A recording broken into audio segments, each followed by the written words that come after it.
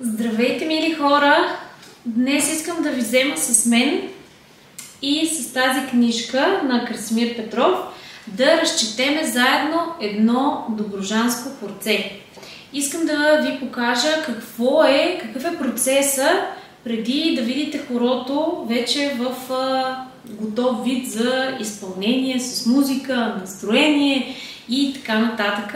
И как реално се преподават уроците. Най-вече как аз ги преподавам, защото моите познания са, както знаете повечето от вас, от хореографското и от много книги, една от които е ето тези. Даже не една, а всичките на Краси Петров ги имам.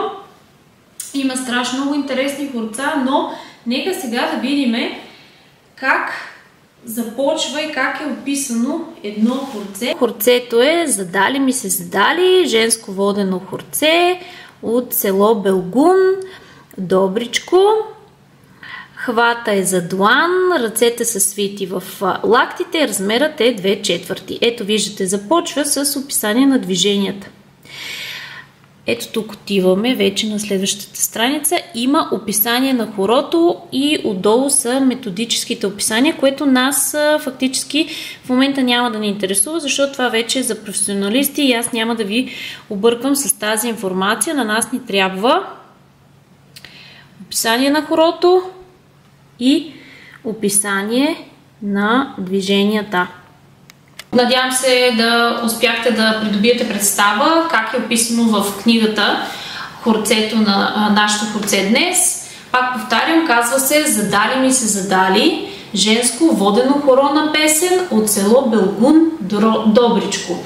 Хвата е за длан и ръцете са свити в лакти, размерът е 2/4. 2/4 броим раз, два. Нямаме никакви удължени дялове, един от най-лесничките размери. По отношение на музиката, може би ви направи впечатление, че има песен, има и ноти, но на нас ни трябва музикант, който да ги изсвири. Така че в нашия случай ние използваме музика, която е подходяща, разбира се, и съобразена с музикалността на самото хоро, както и стила и жанра, от където е то.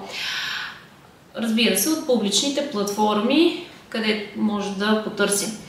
Нашето хорце се състои от 5 движения. Трябва да разучим 5 движения. И тези 5 движения трябва да ги съчетаеме. Накрая пъзълчето трябва да го съчетаеме в 8 такта. Само 8. Лесничко, хайде да опитаме заедно, движение по движение, и да ги съчетаеме. Хайде с мен. Движение номер 1. Пише ход напред. Първи такт. Стъпка с десния крак напред. Много е важно и е задължително в описанието на движенията да следваме посоките. Защо? Има хорца, които те не са с изключително сложни елементи. Какво е елемент? Елемент е стъпка, подскок, прескок, косичка и така нататък. Не са с сложни елементи, не са с много, но при тях красотата е в различните преливания на посоки. Затова е изключително важно да следиме посоките при описанието на движенията. Сега в ход напред, първи такт, имаме стъпка с десния крак напред.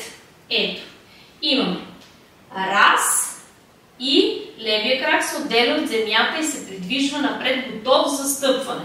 Ето, готов ми е за стъпване левия крак. 2. Ето го. И раз, два.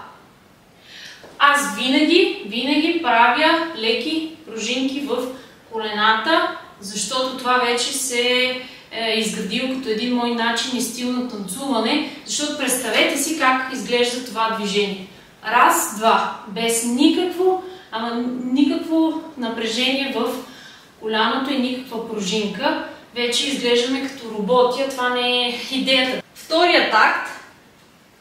Стъпка с левия крак напред и десният се отделя от земята и се придвижва напред, готов със стъпване. Общо взето иска да ми кажат, че правя абсолютно същото, само че с другия крак. Това е на втория такт от първото движение. Имаме раз, два.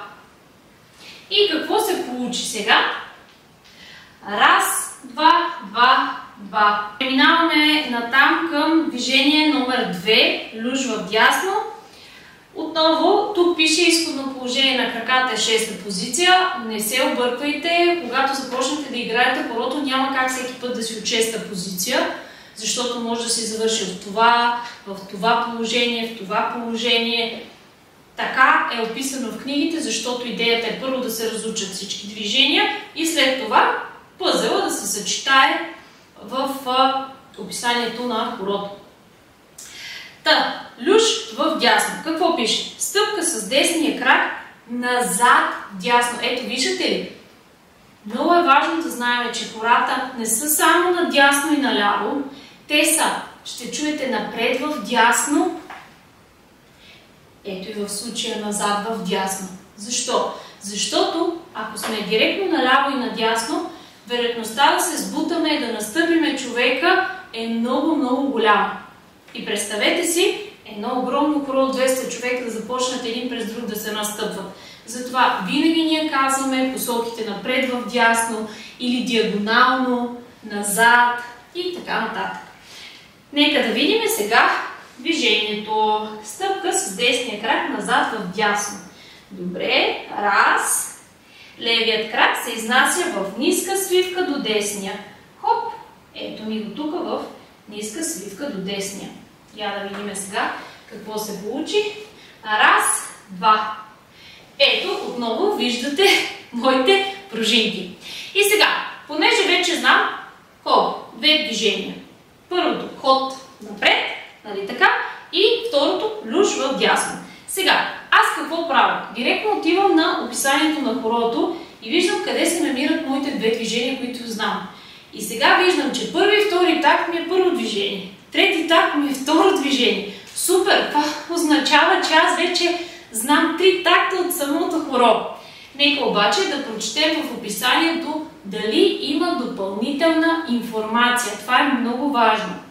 Като например, ето, първи и втори такт изпълнете движение 1, ход напред, като, ето го допълнителното описание, като се обръщате напред вдясно. И трети такт, движение 2, люш вдясно, това, което научихме преди малко, като се обръщат към центъра на полукръга. И раз, два, два, два, три, два. Виждате ли? Вървя назад, вдясно, но тялото ми е към центъра на полукръга. Хайде пак. И раз, два, два, два, три, два. Супер! Добре. Хайде сега, давайте да видим и следващото движение. Движение 3, люш вляво.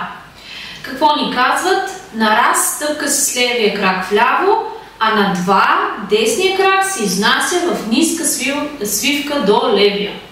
Общо взето, доколкото разбирам аз, е като движение номер 2, само че люша този път е вляво. Нека да видим как изглежда. Значи, отиваме с левия крак вляво. Раз, два. Отново пружинката си съществува. Раз, два. Супер! Дайте да видим сега отново в описанието на кръцето.